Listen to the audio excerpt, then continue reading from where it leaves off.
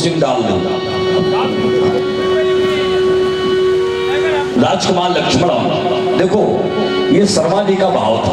उन्होंने अपने भाव से कहा कि परशुराम जी के चरणों में, लक्ष्मण जी के हाथों में। अब वहां पर क्या छुपा है ये तो तभी जान पाओगे जब उनके पास बैठ करके कुछ मानोगे, उसको सुनोगे, तभी तुम्हें समझ पाओगे। और उस भाव में तुमने शब्द ही बदल दिया। बोले दो अच्छे बर्फी के पीस, बर्फी के टुकड़े, बोले वो परशुराम जी के चरणों में, लक्ष्मण जी के हाथों। देखो ये तुम्हारा भाव है। लेकिन शर्मा जी से अगर कहोगे कि इनको क्या किया जाए तो कहेंगे ना परशुराम जी के चरणों में ना लक्ष्मण जी के हाथों में, ये बर्फी के जो टुकड़े हैं ये दोनों लोगों के मुख में। ये उत्तर होगा। तुम क्या पता नहीं सोच रहे, तो तुम्हारा मन तो समस्या ऐसी बात की है ना, मन।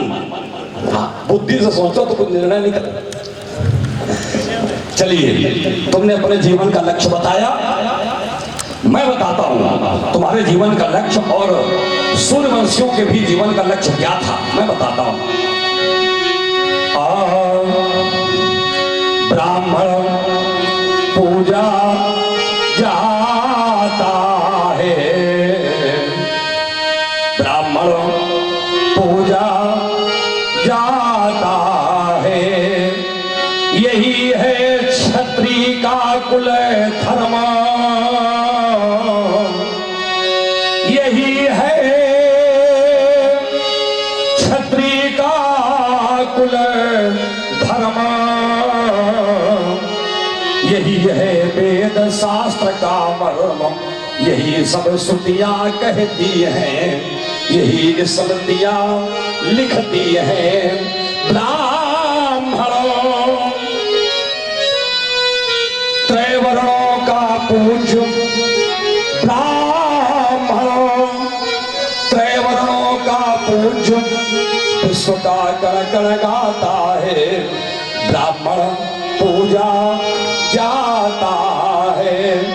ब्राह्मण कैसा भी पूजनीय हो, हमारी मानस कहती है, चाहे हो शील गुणों से हीन, चाहे हो शील गुणों से हीन, चाहे हो क्रोधी व अतिदीन, चाहे हो शापत कटुभाषी, चाहे हो ताड़त अघरासी।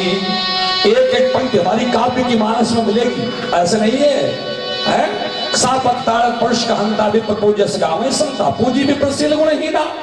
चाहे हो शील गुणों से हीन, चाहे हो क्रोधी व अतिदीन, चाहे हो शापत कटुभाषी, चाहे हो तारत अगरासी। ब्राह्मणों सूर्यवंशियों के पूज्य, ब्राह्मणों सूर्यवंशियों के पूज्य, यही इतिहास बताता है, ब्राह्मण पूजा जाता है। आपने एक बात कह दी, आइए दो पंक्तियां इस पर कहकर अपनी कथी बात में पढ़ूंगा। ब्राह्मण पूजा जाता है।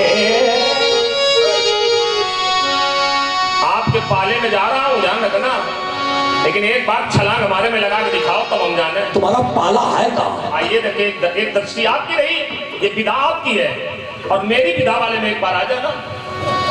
आप कह रहे हो ब्राह्मण पूजा जाता है, लेकिन वर्तमान में अब तुम नहीं कहीं के रहे, पहाड़ा केवल नौका पढ़ते रहे, पहाड़ा नौका। नौ नौ अपने आप में पूर्ण है, पूरा पहाड़ा पढ़ो आप तुम्हें नौ। ये तुम नहीं कहीं के रहे,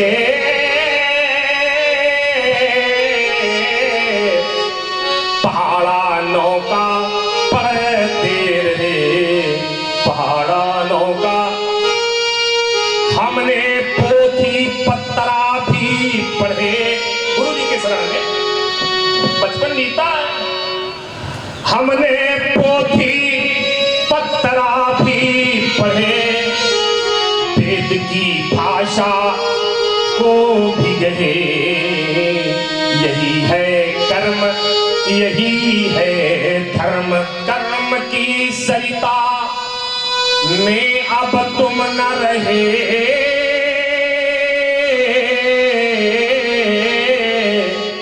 पहाड़ा नौका। ये तो इनका उत्तर हो गया। एक हमारी चर्चा इसी कृति से जुड़ी है। इन्होंने कहा कि ब्राह्मण पूजा हम लोगों का जीवन दर्शन।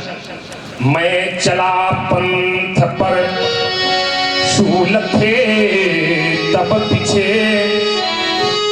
मैं निकल जब पड़ा फूल खिलने लगे पा चुनौती चरण थे ये मचले नहीं, मार्ग भी लख मुझे वो सिमटने लगे। मैं चला पंथ पर,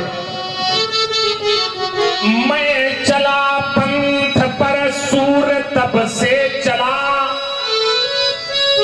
गति बदलती रही ये पाँव बदले नहीं, और मैं पथ गवा नहीं, पथ जिसे खा गया ढूंढने से चरण चिन्ह मिलते नहीं, ढूंढने से। नाचता था महाकाल विकराल बन, नष्ट संसति हुई थी प्राघात से। मैं चला पंथ पर चंद्र की दिशोले कला, शशांक शेखर चंद्रशेखर। मैं चला पंथ पर चंद्र की दिशोले कला, और उसकी न चलने दिए को कला।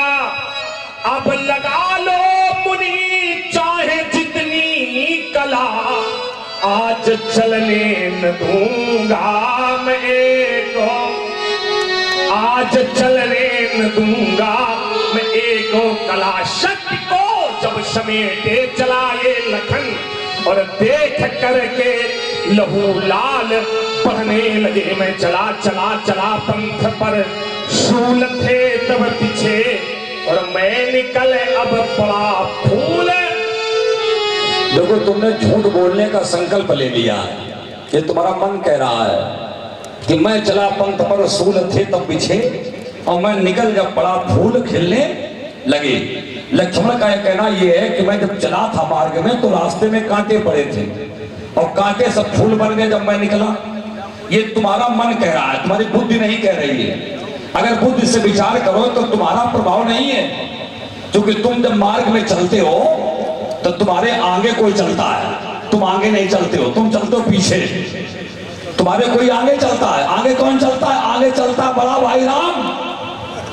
तो रास्ते में जो कांटे पड़े हैं वो राम के कारण कांटे फूल बन रहे हैं। अब तुम्हें लग रहा है कि हम बहुत बड़े तीरंदाज पैदा हुए, तुम्हें लग रहा है ना कि मेरा प्रभाव है। ये तेरा प्रभाव कुछ नहीं, ये सब राम का प्रभाव है। राम आगे चल रहा है, इससे राम के कारण रास्ते के जो कांटे हैं वो तुम्हारे लिए फूल बन रहे हैं। और एक बात और बता दें, इतने लोग यहाँ बैठे हैं, जिन व्यक्तियों के मार्ग में उनके बड़े उनसे आगे चलते हैं तो रास्ते के बड़े से बड़े कांटे भी उनके लिए फूल बन जाते हैं, बड़े से बड़े कांटे फूल बन जाते हैं। पुत्र के मार्ग में चाहे जितने कांटे हो, लेकिन पिता जब आगे चलने लगता है तो पुत्र के लिए वो सब कांटे फूल बन जाते हैं। लेकिन उस पुत्र से जाके पूछो जिस पुत्र के आगे ना पिता आगे चलने वाले हैं ना बड़े भाई चलने वाले हैं, वो जब संघर्ष में चलते हैं तो उनके लिए फूल भी कांटे बन जाते हैं, उनके लिए फूल भी कांटे बन जाते हैं। ये संघर्ष उनसे पूछो। और तुम्हारा तो बड़ा भाई आगे चलता है और तुम कह रहे हो कांटे बिछे थे। बड़ा भाई आगे चल रहा है, कांटे बिछे थे। नहीं राजकुमार लक्ष्मण, बड़े भाई के कारण तुम्हें कांटे मिले ही नहीं है। और यदि कांटे तुम्हें देखना है तो तुम राम के पीछे ना चलो, राम के आगे चल करके देख लो, जीवन में कितने कांटे मिलेंगे तुम्हें स्वयं अनुभव हो जाएगा इस बात का। और जो व्यक्ति राम के पीछे चलता है तो उसके लिए बड़े से बड़े कांटे भी फूल बन जाते हैं, और जो राम के आगे चलने का प्रयास करता है उसके रास्ते के फूल भी उसके लिए कांटे बन जाते हैं। तुम्हारी बुद्धि का भ्रम है। हाँ बोलो। हाँ भगवान